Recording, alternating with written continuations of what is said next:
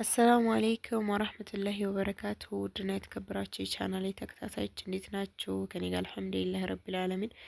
ዛሬ ደግሞ ይሄንን የመሰለ የስፕሪንግ ሮል አሰራር ነው ማሳያችሁ ማለት ነው። በጣም ቆንጆና ጣፋጭ የሆነ ምንም አይነት ሊጥ ሳትዳምጡ እንዴት አድርጋችሁ እንደምትሰሩ አሳያችኋለሁ ማለት ነው ውዶችዬ።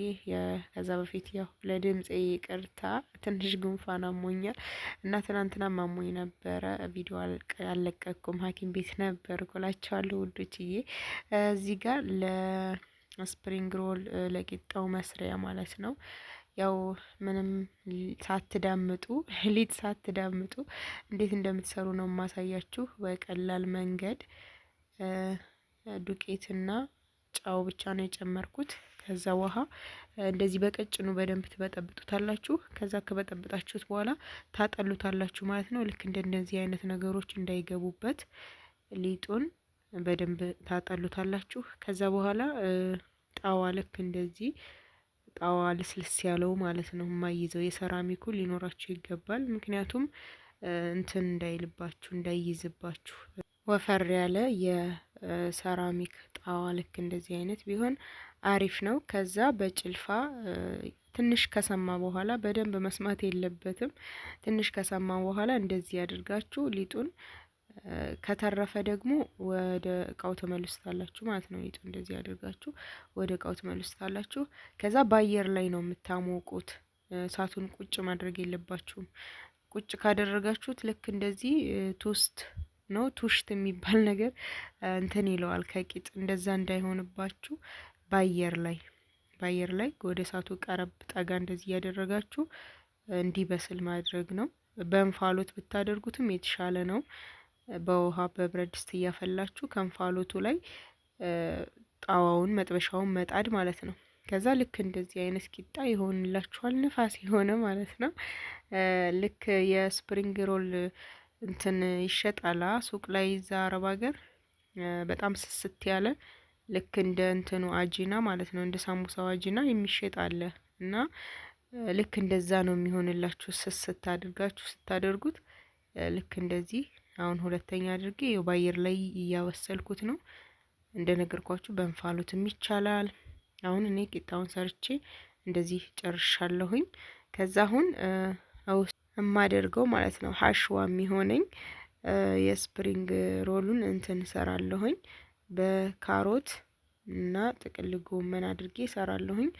የአረብ ሀገር ታውቃላችሁ ዲጃጅ ታደርጉበታላችሁ።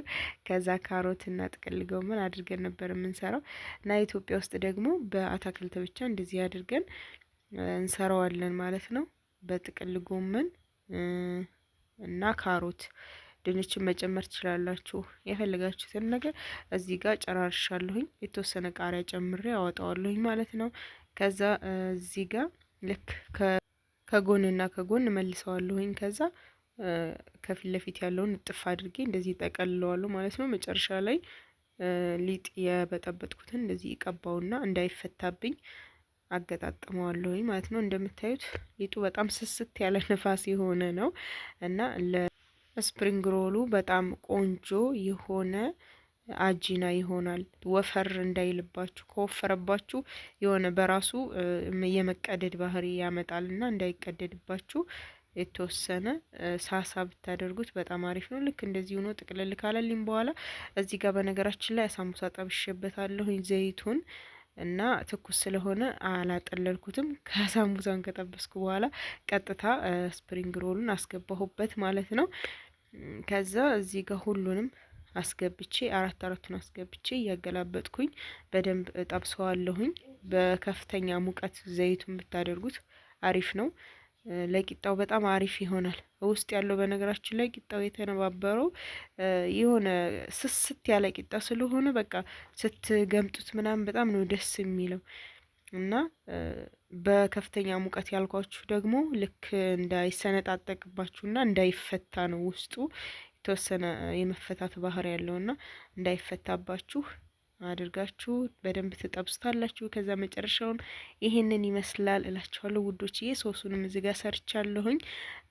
የሶሱን አሰራር ማየት የምትፈልጉ ከሆነ ደግሞ በቀጣይ ቪዲዮ ለቅላችኋለሁኝ ማለት ነው። ኮሜንት ላይ ያሳውቁኝ። ቆንጆ የሆነ የስፕሪንግ ሮል ሶስ ያው ታቁታላችሁ። የምታቁትም ኢትዮጵያ ውስጥ ያለው ግብአት ምን ምን ነው፣ እንዴት አድርጌ ነው የሰራሁት የሚለውን ደግሞ አሳያችኋለሁኝ። በጣም በቀላል ግብአቶች ነው የሚሰራው። ቆንጆ እና ጣፋጭ በተለይ ለዚህ መባያ በጣም ቆንጆ የሆነ ሶስ ነው ማለት ነው። እና ከፈለጋችሁ ኮሜንት ላይ ጻፉልኝ፣ አሰራሩን አሳያችኋለሁ ማለት ነው ውዶችዬ።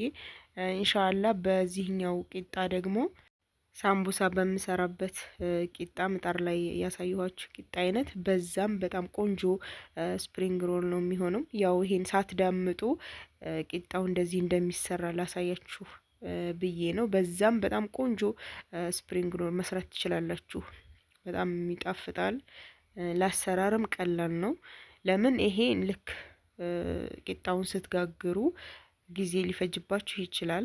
ያ ግን ምጣድ ላይ አንድ ላይ ትጋግሩትና ከዛ እየቆራረጣችሁ ቂጣውን እንትን ማለት ትችላላችሁ። እና በጣም ቆንጆ ነው። ያን የመፈታት እድሉም ደግሞ በምጣድ የተሰራው ይሻላል ብዬ ነው የማስበው እኔ ከሞከርኩት አንጻር ማለት ነው። ያ ትንሽ ጥንካሬ ይኖረዋል። ቂጣው ትንሽ ጥንካሬ ይኖረዋል ምጣድ ላይ የምንጋግረው። እዚህ ጋር ደግሞ በጣዋ ወይም በመጥበሻው የምንጋግረው ደግሞ ትንሽ አቅም የለውም። ስስም ከመሆኑ የተነሳ አቅም የለውም እና የመተርተር ባህሪ ያለው ነገር ግን ያው ቂጣ አብኮኝ ምናምን እንደዚህ አይላችሁም። የምጣዱ ደግሞ እንደነገርኳችሁ እጃችሁን ያቃጥላችኋል እንደዚህ ስትገፉት ምናምን። ያን ካልፈለጋችሁ ምጣድ በማትለኩሱበት ሰዓት ምሳሌ አሁን በነገራችን ላይ እኔ ሳስተምራችሁ አንድ ነገር ስለ አንድ ምግብ አይነት ስነግራችሁ በኢትዮጵያ ይዘት ነው።